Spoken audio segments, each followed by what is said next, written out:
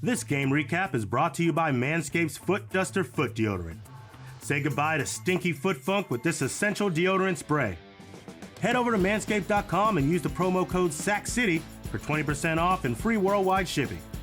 The Foot Duster Foot Deodorant by Manscaped. The best protection any place below the waist.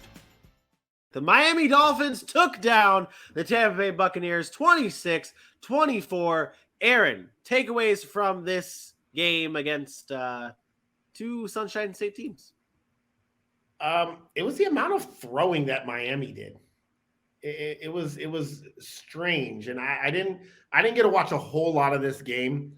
It was interesting that Blaine Gabbert played like a little bit, and then Kyle Trask played the rest of the way. I know they want to get the young guys some work. Maybe that's their future. But as far as the Dolphin side of it, I just didn't. They threw the ball a lot. Skylar Thompson, he played well. I thought he played really well. Honestly, I never thought he would be anything coming from Kansas State. He didn't have that kind of skill set to be an NFL quarterback, and he actually looked pretty good. But their running game, again, they didn't run enough for me to see what I wanted to see. You had 7 carries between Myles Gaskin and Skylar Thompson. Those were really the only runs outside of a Jared Dokes who had 2 carries for 4 yards.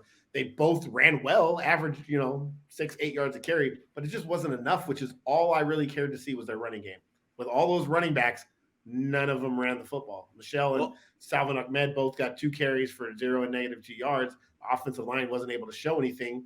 Obviously, a Teron Armstead and them guys, aren't out there. But I just wanted to see more from that running game because it was so bad last year. I think that's what their team is going to be predicated on this year, and we didn't get to see that, especially with none of the other starters playing.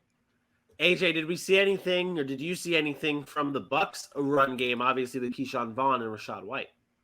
I'm not going to read too much into Keyshawn Vaughn's inefficiency, 10 for 19. I think it's just a bad look. I think he'll play better going forward. And then Rachaad White getting the run, he's going to be a factor. I don't know. Again, we know what Lenny Fortuddies is going to be for this whole offense, but I do think that Rachaad White will buy him some playing time if Keyshawn Vaughn's trend doesn't change, but I believe it will.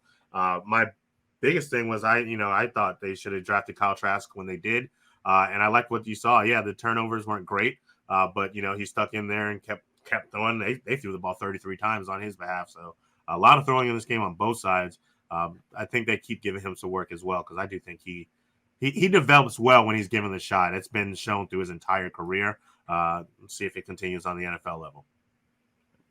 The Dolphins head to or host the Las Vegas Raiders next Saturday, and the Bucs have a few joint practices with the Tennessee Titans before they take on the team from Tennessee on Saturday.